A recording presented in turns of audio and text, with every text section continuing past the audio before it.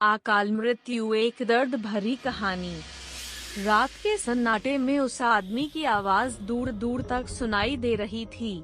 मोहल्ले के लोगों की नींद खुल गई और लोग घर से बाहर निकलने लगे और देखा कि एक आदमी जमीन पर पड़ा है। सभी लोगों में डर बैठ गया, कहीं मौत का खेल तो फिर से शुरू तो नहीं हो गया। जब लोगों ने गौर से देखा तो एक आदमी बोल पड़ा, अरे दीपू, ये तो काम में गया था, लेकिन ये यहाँ पर ऐसे क्यों पड़ा है? शंभू ने पानी छिड़क कर उठाया। शंभू बोला, दीपू, तू इतनी रात को यह क्या कर रहा है और क्या हुआ? दीपू घबरा गया था, उसकी आंखों में डर साफ नजर आ रहा था। लोगों ने अंदाजा लगा लिया था कुछ तो गलत हुआ है इसके साथ। सभी के मन में यही सवाल था, क्या हुआ है यहाँ? कुछ देर बाद जब दीपू उस सदमे से बाहर आया तो सभी को अपनी आपबीती बताई। लोगों के भीड़ से निकल के एक बूढ़ा व्यक्ति सामने आया और पूछा, क्या हुआ दीपू बेटा? दीपू बोला, दादाजी, वो महिला कौन थी और रात में सफेद साड़ी पहन के मेरे पीछे क्यों पड़ी थी? दादाजी कुछ नहीं बोले। सभी की नजर बूढ़े दादा पर टिकी थी। ऐसे लग रहा था कि दादाजी कुछ सोच रहे हो। दादा बोले, दीपू बेटा, ये जो महिला थी वो एक परेती थी। वैसे तो ये इंसानों को हानि नहीं पहुंचती है और इनकी भी एक दुनिया होती है। दीपू बोला, ये परेतीन क्या होता है दादाजी?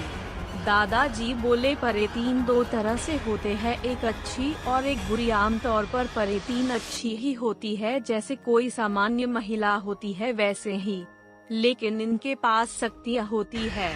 किसी भी पुरुष को अपने मोह में बांधने की और भी बहुत सी शक्तियाँ होती है।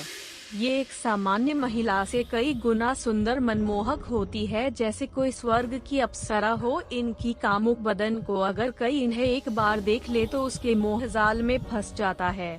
ये बांस के ठूंठ में रहती हैं, जहाँ इनका घर महल के समान होता है। किसी इनको काम वासना का मन होता है तो ये किसी आदमी को अपनी जादुई शक्ति से छुपा देती है और अपने घर ले जाती है और अपने काम वासना को पूरा करती है। इनका मन भर जाने पर ये उस व्यक्ति को वापस भेज भी देती है।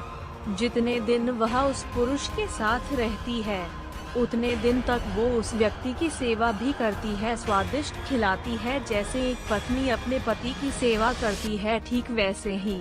दीपू बोला, तो इंसानों को ऐसे परेशान क्यों करती है ये? नहीं दीपू बेटा, ये वो परेतीन नहीं जो तुम सोच रहे हो। तुम्हें जिसने मारा वो तो अकाल मृत्यु को प्राप्त की हुई परेतीन थी, जिसे काली विद्या को साधने वाली, जिसे आमतौर पर हम साधु वैन बोलते हैं, उसने काली विद्या से उसे मारा है, इसीलिए वो भटक रही है। ये परेतीन उस साधु वैन के वश में है। तुम्हें मरने के लिए इसे उसी ने भेजा होगा। कौन होगी जिसने मुझे मारने के लिए भेजा होगा दादाजी? जानना मतलब मौत को दावत देने के बराबर है।